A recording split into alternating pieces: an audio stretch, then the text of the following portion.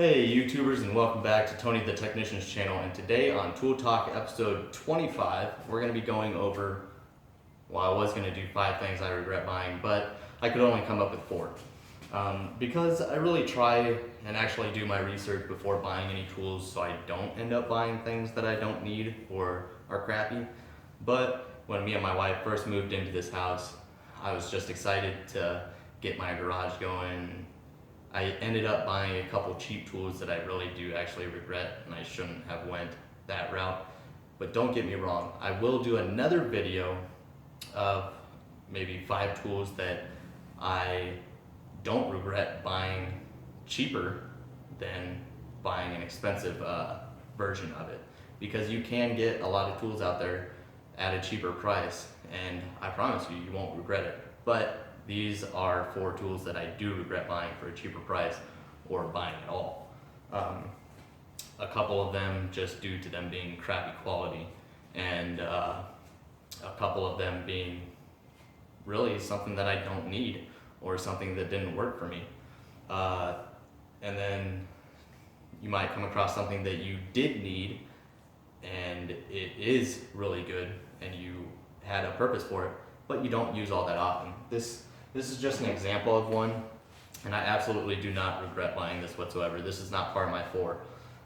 This is just an example of a tool that you would need to purchase, but you don't find yourself using all that often. This is a oil priming tool for like an old small block Chevy, like my 357 that I'm building.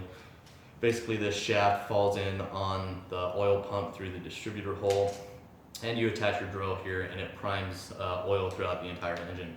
So this thing is absolutely amazing. It was like $15 on Summit or Jigs, and I don't regret buying this whatsoever. But unless you rebuild engines all the time, you won't find yourself using it all that often. But that's just an example.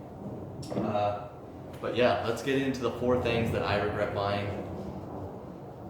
So I hope you guys enjoy. If you do, make sure to hit that thumbs up. Leave a comment below if you have any tools that you've bought that you regret buying. And as always, if you haven't subscribed, please subscribe. We're growing and it's amazing. Thank you, the Mechanic Man 92, for kind of giving me even more motivation to hit that 1,000 subs. He has an airbrushing of the American flag and an eagle, and I think it is absolutely amazing. As you guys know, I've changed my camera angle so the American flag isn't in the background anymore. But I believe if we hit 1,000 subs and he sends me that airbrushing, I can definitely find somewhere in the background for that. That is absolutely awesome. You're a great guy, Mechanic Man, and I hope you continue to grow as well. But let's get into this video and let me know what you guys think. Alrighty guys, so first thing that's up on the list is this set of Hyper Tough precision screwdrivers that I got. It's from Walmart. It was like $10. So when I first moved into the house, I was like, oh, I'll use those. No, I've yet to use them. I think I used one of them once, and definitely don't need them because I have plenty of, good quality screwdrivers, as well as ratcheting screwdrivers and stuff like that, T-handles and all that. So these are pretty much useless to me, and they just take up room in the toolbox now. Maybe they would be useful for any of you guys that do like rebuilding or work on like little gas-powered boats or little remote control cars and stuff like that. That it might come in handy. Or if you do a lot of interior work of cars and stuff, maybe these would come in handy. But if you're just an automotive tech or you do a lot of do-it-yourself stuff at home, I really don't see anybody ever really using these all that often. Especially these 3 come as a set, so you get like this extra long skinny screwdriver with extremely small bits. Then you get these 2. One is just a normal ratcheting screwdriver and the other one's a T-handle. But really, I've never used them and they just take up room. So I definitely regret buying these. I don't really have a use for them. I have better quality stuff. And so that's number 1 on the list. Number 2, I know I've already showed you guys in some of my previous videos. If you haven't seen this set, make sure to check out my Tool Talk episode, where maybe it was one of my toolbox tours when I go into the new set of gear wrench screwdrivers that I got. I removed these from my box, which is the Harbor Freight screwdriver set, this thing runs $8. And it is absolutely crappy. Harbor Freight does have different screwdrivers that are much better than this. I'm pretty sure this is their absolute cheapest set of screwdrivers. The handles, yeah, they're rubbery, but you can tell that they're a texture that will just absorb absolutely everything. The magnets on them are just garbage. This is literally just painted on the top. There's really no magnetism to them. I know you can get the magnetizer and stuff and magnetize them, but they are just not good screwdrivers. Then you get all these precision screwdrivers, and as soon as you grab them, you just feel like they're about to fall apart. And the T-handle is about as cheap as they come. You grab it, you can feel all the molding edges and stuff. Like, you almost cut yourself grabbing this thing. I mean, you definitely get what you pay for with this set. This is a horrible purchase on my half, but the only reason I keep it around is because if somebody ever needs help and I need to go help them, I grab my quick toolbox over there, and maybe I'll use this as kind of a to-go screwdriver set. So if I lose something, I won't be really disappointed in it, or if something breaks. But I definitely regret buying this. I wouldn't suggest this to anybody. Spend a little bit more money and make sure you get yourself something that's worth it.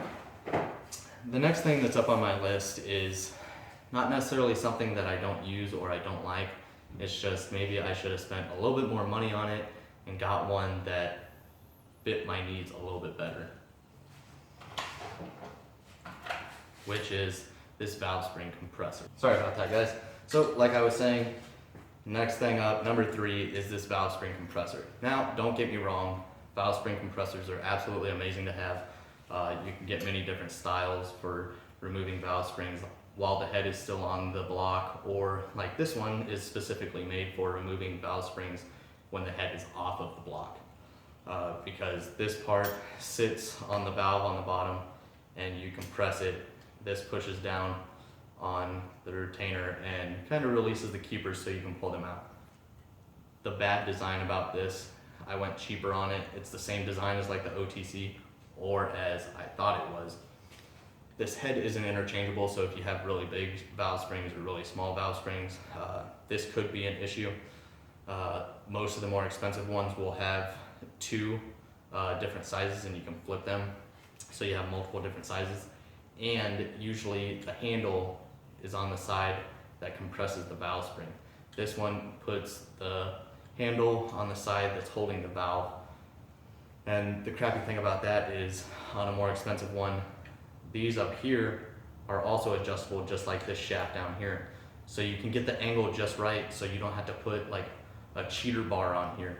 Because literally with this setup right here, it would be impossible to get a valve spring out, unless you're working on really tiny springs, to get a valve spring out without using a cheater bar on this one. Because the important thing about these is to make them adjustable so you can get the right angle, so it's really easy to remove valve springs. This one is not that way.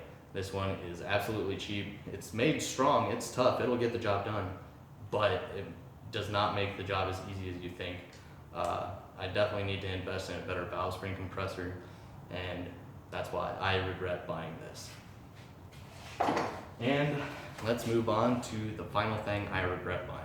Alright guys, so last up on my list, you might have seen sitting up here on my workbench or in my previous Tool Talk episodes recently, I went over this and compared it to a pass-through socket set, which is this power-built low-profile socket set.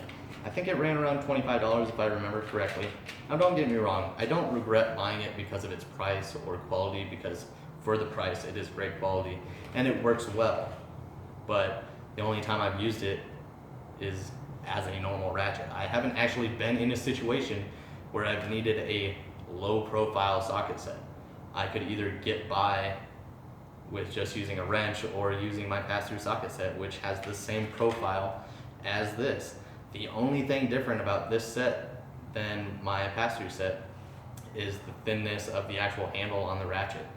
That's literally the only low-profile part about it compared to the pass-through set. And that's a Pittsburgh pass-through set. A higher quality brand might have an even lower profile than that. So I don't regret buying this because of its quality or price, because I think that was great. I regret buying it because nobody needs them. You really don't need them. We got by for many years without them, and nothing has changed since then. You can literally get by with a wrench or a pass-through socket set, or I promise you, you can find something in your tool set that will work just fine instead of paying this. Granted, this was only $25, so you could buy it if you want it, but if you're one of the people buying the Snap-on one for like $150 to $250, to me that is just insane. That is a lot of money on something that I haven't came across a situation where it's absolutely necessary to have a low profile socket set. So that's why I regret this. Now I'm not going to get rid of it because I do like it, and I'll probably use it just because it's easier to grab sometimes than some of my other stuff, but I'm not going to use it because it's absolutely necessary, if that makes any sense. It might sound ridiculous to you guys, but maybe if you guys give me a good reason as to why a low profile socket set would be necessary for you, maybe I'll do a gift giveaway of this set, because maybe you guys could use it more than I could. But that's basically it as far as the 4 items I regret buying. If I ever come across more, maybe I'll do an updated video of this. But I think my next video will be cheaper tools that I've bought that I don't regret buying. But yeah, so I want to thank you guys so much for watching and supporting this channel. It's going absolutely great. I love shooting content for you guys, and I hope you guys are enjoying this quality and lighting a little bit better. We got some good content on the way. I hope you guys enjoyed my previous video as well that I did with the Mechanic Man 92. Me and him have been talking a lot lately, and he's a really good guy, and he's helped me out a lot with kind of getting my YouTube stuff set up the way I want it, because he's been doing this a little bit longer than I have, so he's got a little bit more knowledge in it and everything.